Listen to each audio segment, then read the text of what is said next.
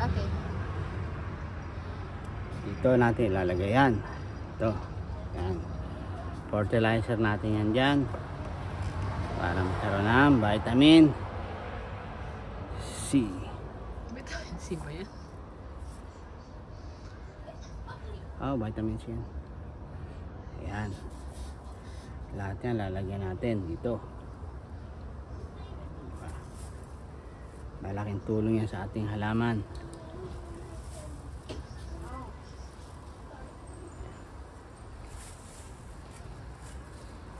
Maganda rin siya, parang naka-decorate. Decoration na rin, di ba? Parang yung batong puti.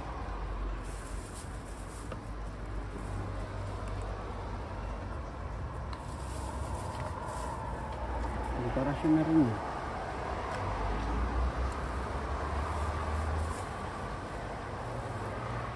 Okay? Maganda yun. Okay. Yan ha.